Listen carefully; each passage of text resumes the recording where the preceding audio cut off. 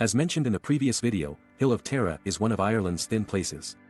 It is a sacred region where the veils between the spiritual and material worlds is particularly thin and is seen as a portal or gateway to the otherworld, a mystical land inhabited by gods, goddesses, and other supernatural beings. In June 2018, I had the opportunity to visit Ireland and explore the legends and lore connected to the Hill of Tara.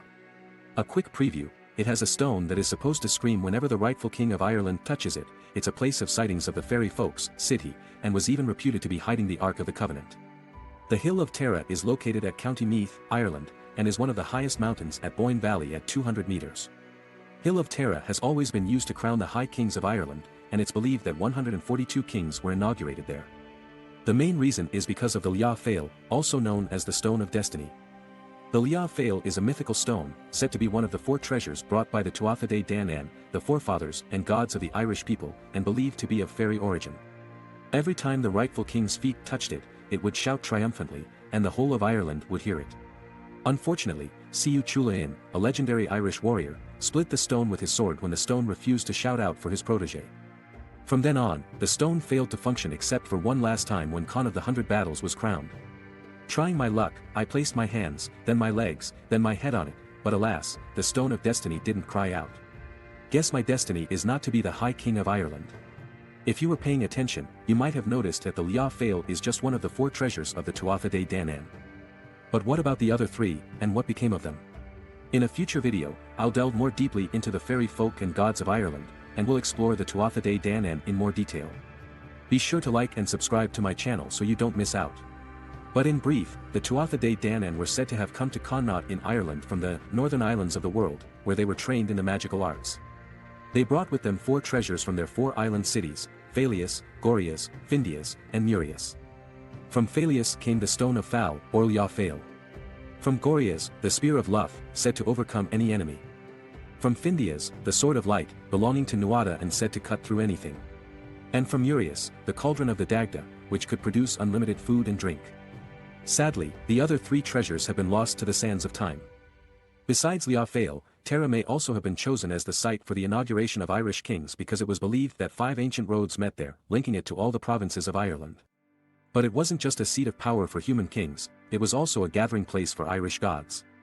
Luff, the god of light and skill, held an annual festival called Lugnasad on the Hill of Tara. Nuada, who once ruled Ireland from the hill, was also associated with it, as were Dagda, the god of the earth, fertility, and life and death, Med, goddess of sovereignty and fertility, and Bone, goddess of wisdom and inspiration. Sightings of the Tuatha de Danann have occurred several times at the Hill of Tara, with the earliest recorded sighting in the 12th century. According to legend, Maelduin, a young man out hunting near Tara, witnessed a large procession of otherworldly creatures flying across the sky.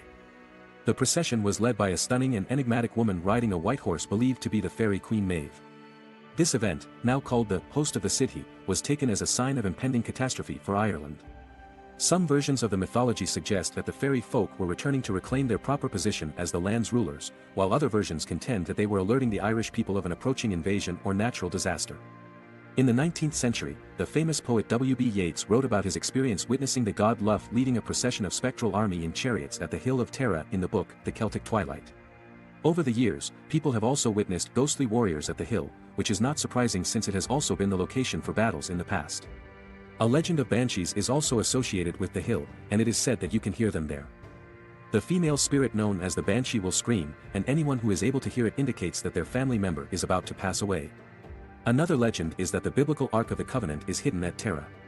According to one theory, the prophet Jeremiah transported the Ark to Ireland after the Babylonians destroyed the temple in Jerusalem in 586 BC. He buried it on the Hill of Tara, to be protected by the High Kings of Ireland. Another hypothesis contends that the Knights Templar, who are thought to have held the Ark throughout the Crusades, carried the Ark to Ireland and hid it at the Hill of Tara. Another place of interest at the Hill of Tara is the Mound of Hostages, a Neolithic passage grave that is said to be the oldest structure on the mountain, dating back to 3200 BC. The entrance to the tomb is aligned with the rising sun on the spring and autumn equinoxes. You may notice as you are going up to Hill of Tara a church with a statue of St. Patrick, the patron saint of Ireland. According to legend, St. Patrick landed at Tara at the start of a Beltane celebration and started a fire. This was a grave insult to the tribe's king, who customarily lights the first fire during the rites, from which all subsequent personal fires are kindled. However, Patrick's argument apparently converted the king to Christianity. Despite being largely recognized as a fabrication created by later Christians, this tale nonetheless retains a significant place in the mythology of the hill. A church was built at the base of the hill in the 13th century, and a more modern church from the 19th century built over it. It is presently being used as an information center for site visitors after being deconsecrated. In modern times, the Hill of Tara has attracted druids and pagans to conduct rituals there. The summer solstice is a particularly important time, and during this time, the Tara Summer Solstice Festival is held. This event features music, dance, storytelling, and other cultural activities, and is intended to celebrate the rich cultural heritage of Ireland. As for me, during my time at the Hill of Tara, I spotted a dragon in the sky. Pareidolia, you say? If you enjoyed this video, you would probably like this next video about Ireland.